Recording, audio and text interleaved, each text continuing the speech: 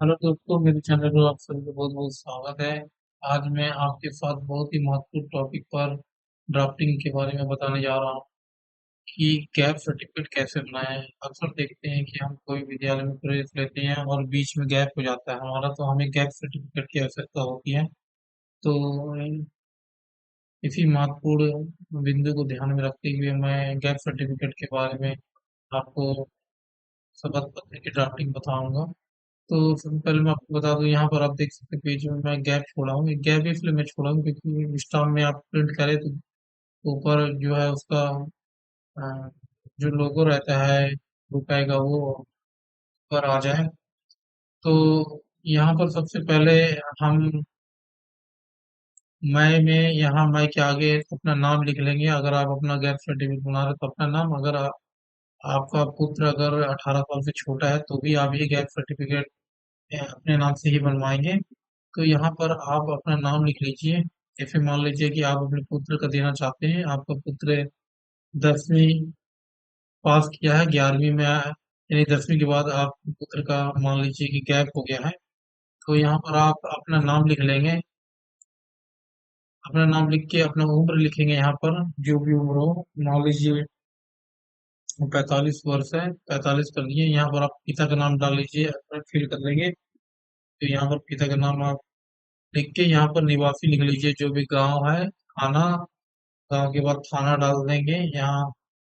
चलिए, यहाँ पर आपको ग्राम लिखना है।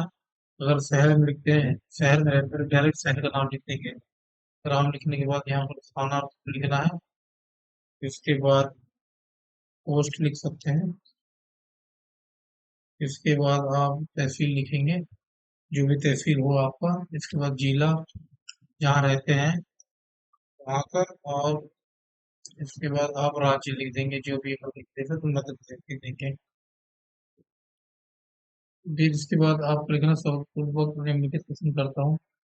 सबसे पहले पॉइंट में आपको लिखना है कि आपका लड़का जो है लास्ट ईयर जिसके बाद उसका गैप हुआ है वो कहाँ पर पढ़ाई किया था, किस क्लास में किया था। तो यहाँ पर लिख देंगे या कि मुझ शपथकर्ता का पुत्र।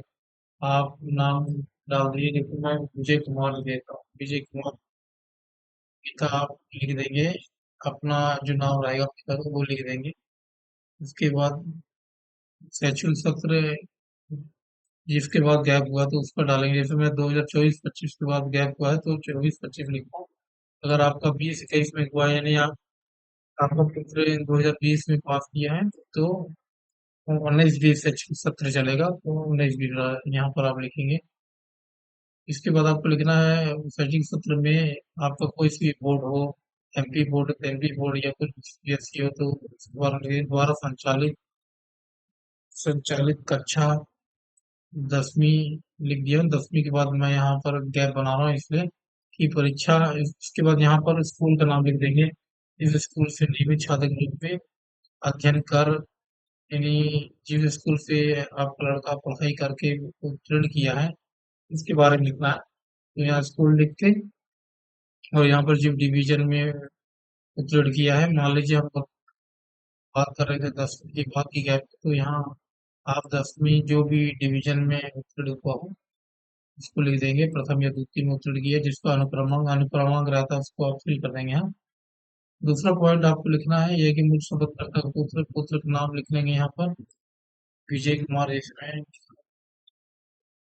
अब बता रहे हैं कि उक्त कक्षा में अध्ययन यानी 10वीं में अध्ययन करने के उपरांत आज दिन में किसी भी विद्यालय में प्रवेश लेकर अध्ययन नहीं किया, ना ही स्वाध्याय या नियमित छात्र के रूप में किसी परीक्षा में सम्मिलित हुआ है, यानी अध्ययन भी नहीं किया और परीक्षा में भी किसी में नहीं बैठा है। इस तरह मुझ शपथकर्ता के पुत्र, यहाँ पर लिख लेंगे नाम विजय कुमार, का वर्ष 2024-25। तो देखिए 2024-25 लास्ट ईयर था, यानी हम जब से गैप कर रहे हैं उसके उसी समय का जो कक्षा के बाद आपको गैप चाहिए, तो उसी क्लास का हम यहाँ शो करेंगे। तो यहाँ 24-25 से आज दिनांक तक का गैप रहा, यानी इस बीच में कहीं उत्तर नहीं पढ़ा है। तो यहाँ लिखेंगे आज दिनांक तक गैप रहा है। इसी प्रकार आपको लिखना है। तीसरा आपको लिखना है यह कि मुझे शपथकर्ता का पुत्र, यहाँ पर आप लिख लीजिए विजय कुमार के विरुद्ध उक्त समय अवधि में, यानी इस समय जिस समय गैप रहा है उस समय किसी भी थाने में कोई भी आपराधिक प्रकरण पंजीबद्ध नहीं है, ना ही विचाराधीन, ना ही विचाराधीन लंबित है और ना ही किसी भी न्यायालय द्वारा दंडित किया गया है। तो तीसरा पॉइंट में ये लिखेंगे। चौथा में लिखेंगे कि यह कि मुख्य शपथकर्ता का पुत्र, नाम लिख देंगे यहाँ विजय कुमार। अब इस शैक्षणिक सत्र यानी 25 लेंगे तो 25-26 होगा शैक्षणिक सत्र में कक्षा 11वीं में नियमित छात्र के रूप में। अब यहाँ पर स्कूल डाल देंगे जिस स्कूल में आप 11वीं की कक्षा में प्रवेश दिलाना है, और लिख देंगे प्रवेश लेकर अध्ययन करना चाहता है जिस हेतु यह स्वरूप पत्र प्रस्तुत है। तो यहाँ पर डेट डाल देंगे, स्थान लिख देंगे जो भी नोटरी का, और यहाँ पर सत्यापन लिख देंगे, अपना नाम आप ही सत्यापन करेंगे, यानी यहाँ मुझे शपथकर्ता का नाम रहेगा, यहाँ सत्यापन वही उन्हीं का नाम रहेगा। तो ये अपना पॉइंट 4 है, तो इसलिए 4 लिखा हूँ। स्वतंत्र करने का क्रमांक एक का 4, 1 का 4 मतलब 1 से 4 तक मेरे द्वारा लिखा गया जो सही है। यहाँ स्थान लिख के दिनांक लिख देंगे। और इसके बाद आप इसको नोटरी करा लेंगे। जैसे जिस राज्य में जितने के स्टाम्प पेपर में जरूरत होगा, स्कूल द्वारा जो भी रूल होगा जितने के स्टाम्प पेपर में, तो आप नोटरी करा के इसको जमा हो सकते हैं। तो यहाँ पर आप ही का शपथ करता जो शपथ दे रहा हो उन्हीं की सिग्नेचर होती है। तो अगर आपको वीडियो पसंद आया तो लाइक, अगर चैनल को सब्सक्राइब करना ना भूलिएगा। Thank you.